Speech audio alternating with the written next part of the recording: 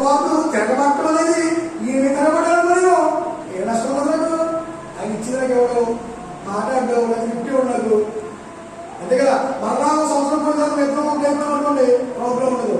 కానీ వీళ్ళు దేవుని బిడ్డలు ఎవరైనా తిరగబడ్డారంటే ఎవరైతే సృష్టికర్తో, ఎవరైతే మనం సృష్టించాడో, ఎవరైతే మనం పోషిస్తున్నాడో, ఎవరైతే మనం నడిపిస్తున్నాడో అరణ్యంలో, ఆ అరణ్యం దిగ్గుంటే ఏముంటుంది కదా. ఎంత విశ్వాస బాధలో చూడలేదు.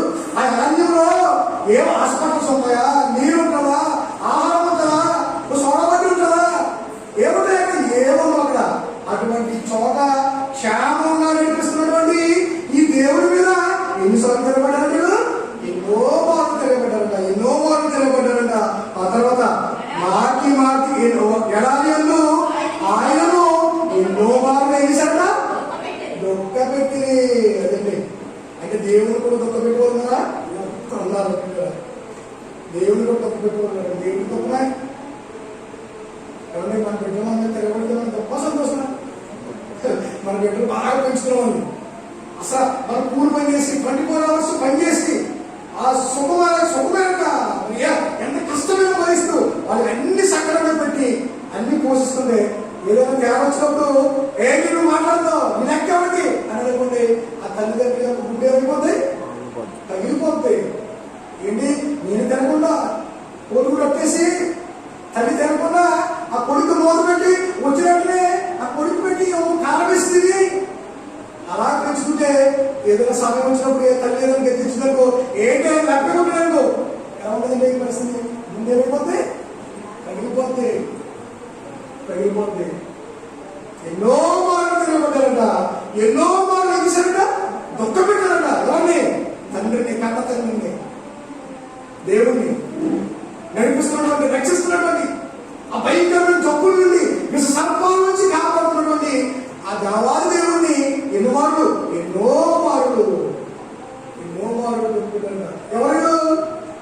ఎవరు? ఇశ్రాయేలు దేవుడు ఎన్నో మార్లు దుఃఖ పెట్టారంట. మాటికి ఇశ్రాయేలు పరిశుద్ధ దేవుడికి సంతాపం కలిగించారట. ఎన్నో మార్లు సంతాపం కలిగించారట. మాటికి దేవుని శోధించారట. అంటే బైబిల్లో దేవుని దుఃఖ పెట్టేవారు ఉన్నారు, దేవుని దుఃఖ పెట్టేవారు ఉన్నారు. ఎన్నో మార్లు దుఃఖ పెట్టారట. మనం ఎవరు దుఃఖ పెట్టారు? వాళ్ళు దుఃఖ పెడతారు. మనం ఏమనుకుంటున్నాం? మనం అనుకోలేదు. మనం అనుకుంటామా? ఇశ్రాయేలు అనుకుంటాం.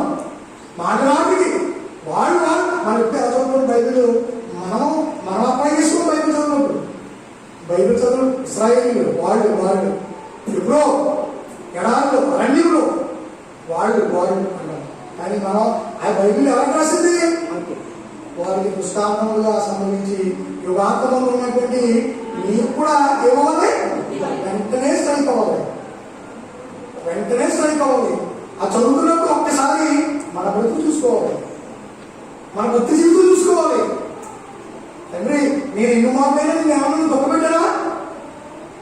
వెంటనే మాట అది చదువుతున్నప్పుడు ఎందుకు రాయించాడంటే నీకు బుద్ధి కలగడానికి రాయించింది వాక్యం. చదువుతున్నటువంటి వింటున్నటువంటి మనకి ఈ వాక్యం ద్వారా మన భక్తి జీవితాన్ని సరి చేసుకోవడానికి, ఒక్కసారి చూసుకోవడానికి, ఒక్కసారి తండ్రి దగ్గరికి నీకు ఆయాసకరమైన మార్గం ఏమైనా నా జీవితంలో ఉందేమో అని మనం కూడా అనడానికి ఈ యొక్క వాక్యం మనకు రాయించాడు అని మనం అప్లై చేసుకోవాలి కదా. అక్కడ ఆయన అంటున్నాడు ఎన్నో మార్లు ఎన్నిసార్లు తిరగబడ్డారంట. మనం ఎన్నిసార్లు తిరగబడ్డామా? ఒక్కరేమో మేమేం తిరగలేదండి, మేము దేవుడు ఏమి దుఃఖపెట్టలేదు అంటారా? అందుకని పౌలు గారు ఇచ్చింటే కాస్త బాగా మనకు రాయించాడు. ఎపిసిల్ రాసిన పత్రిక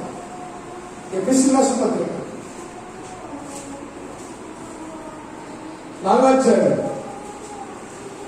ఎపిసిల్ రాసిన పత్రిక 4వ అధ్యాయం 25వ వచనం చదువుదాం. అందరూ ఇది ఇందా చదువు వాక్యం ఇది తీసారు అందరూ. ఎపిసిల్ రాసిన పత్రిక 4వ అధ్యాయం 25వ వచనం చదువుదాం. మనము ఒకరము